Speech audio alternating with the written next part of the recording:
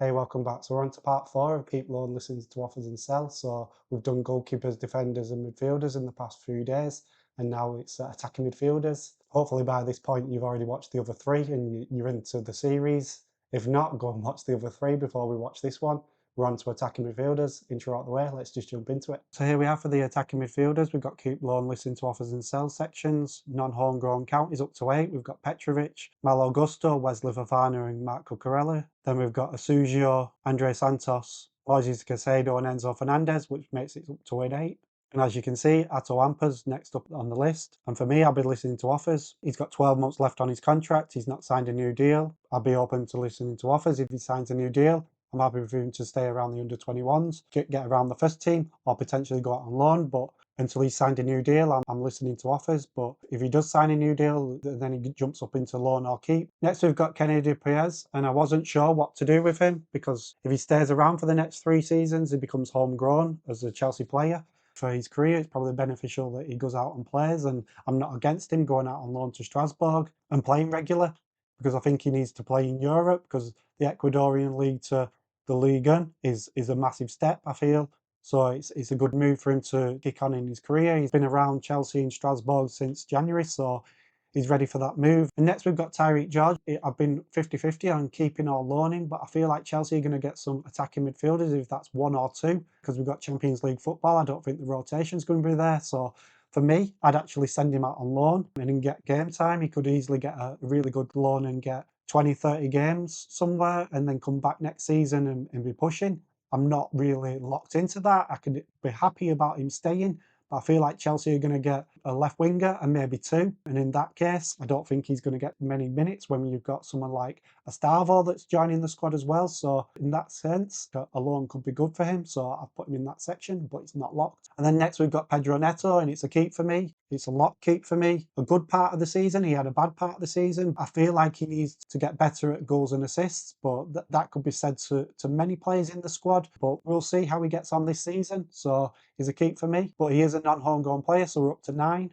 And then next we've got Noni Madueke, and he'll be a keep for me as well in a lock. We've got Estavao, and he's got potential, but for Estavao, we need to just be a bit calm and just let him adapt to going from Brazilian league to European football and getting used to Premier League, and I wouldn't put that all on him. It's a test for him and Noni to really push and make themselves the main man, and I feel it would be good, healthy competition for them to be fighting for the position. I want to quickly mention that Noni Madueke actually does count as a non-homegrown player, even though he's English. He moved from Tottenham to PSV when he was younger, so he didn't actually 3 years before he was 21 in England, so he's not actually homegrown in Champions League status. So that is one that people probably forget about and is one that we need to remember. And then next we've got Mudryk. I'll be listening to offers. I think it's obvious why we were looking to buy left wingers, and by the time he's back from his ban, maybe Tyrique George is a much better player. Maybe we've got 2 other left wingers, maybe Estavao, maybe Kendry Paez will be in the squad. Obviously, it's going to be impossible for us to sell him while he's on a ban, on probably cutting ties and accepting we've made a loss on him. I don't think we're going to make anything what we paid, but we've laid our bed now. It's time to move on, I think. And if he does come back to the squad and he's not banned, I feel like we would have signed a left winger and his chances of playing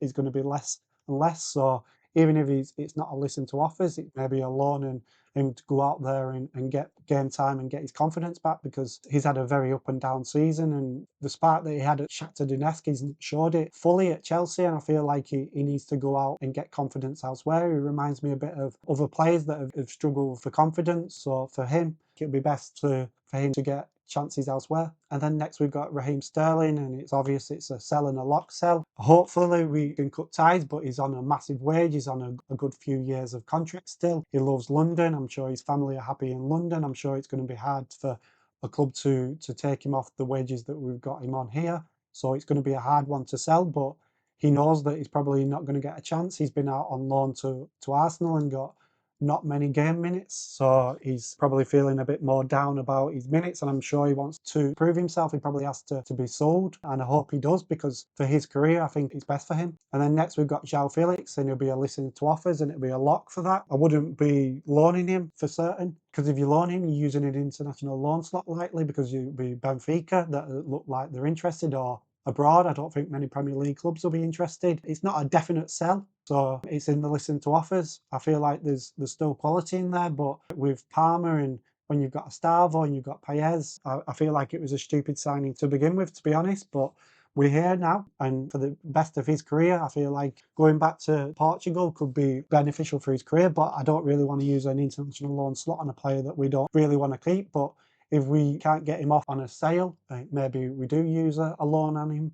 And next we've got Christopher Nkunku, and I really like him. I think he's a good player, but he doesn't fit the system. He's never really done well at Chelsea. It's a shame because I was really excited for signing him, but it's not worked out. And for his career, it doesn't work out in a Maresca system. He wants his players to run in behind. He wants them to hassle the defenders. And for me, he doesn't do that as a striker. He doesn't fit that. As a winger, he doesn't really hug the touchline, so he doesn't fit. And as a backup for Palmer, he doesn't get enough minutes, and he doesn't seem to fit the bill of what he wants in the number 10 role. So for me, it's a sell, and it'd be a lock sell. I think it's the best for us all. We move on. A loan if we can't sell him, but that'll be a last resort because it'll probably be to abroad, and you're using another international loan slot on a player that you don't really want to keep. And then next we've got Cole Palmer. It's an obvious one, and it's a keep and a lock. Yeah, he doesn't take up a non-homegrown slot, and now he's got the number 10, so I'm happy to keep him, obviously. I think we build around him. I feel like we need somebody to cover just in case he does get a bit burnt out. I think last season was a bit of that. We played him fully under Pochettino, and then again under Maresca, and there was never really somebody that could cover and do the impact that he needed.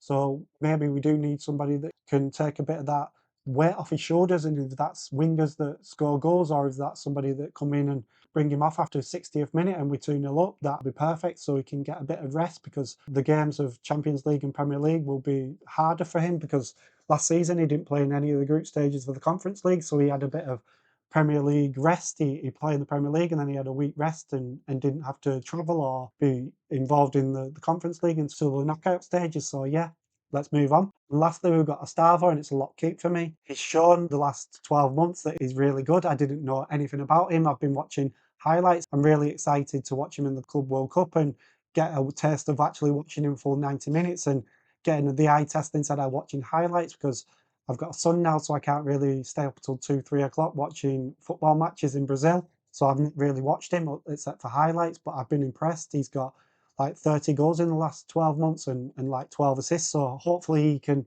really help in getting some goals and assists into the squad. And I feel like it's needed. But he's another player that adds to the non-homegrown count. So we're up to 11 with him. So there we have it for my keep, loan, listen to offers and sell for the attacking midfielders.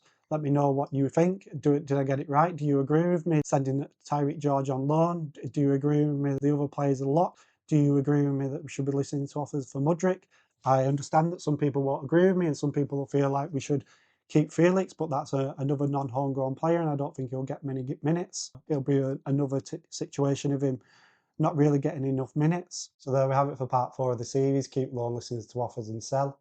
We're on the attacking midfielders. I think there's a few decisions to make. Is it Tyrique George? Do we keep him? What players do we sign? Do we sign homegrown players, a player like Garnacho, or do we sign somebody that's not homegrown and it's someone like Rodrigo or Rafael? Let me know in the comments section what you'd do. If you like this video, hit the like button. My aim is to get 40 likes on this video. And hit subscribe so you can check out the content in the next few days. Tomorrow will be part 5 of the series and with the forwards. And with that, let's just sign out and I'll see you on the next one. Goodbye.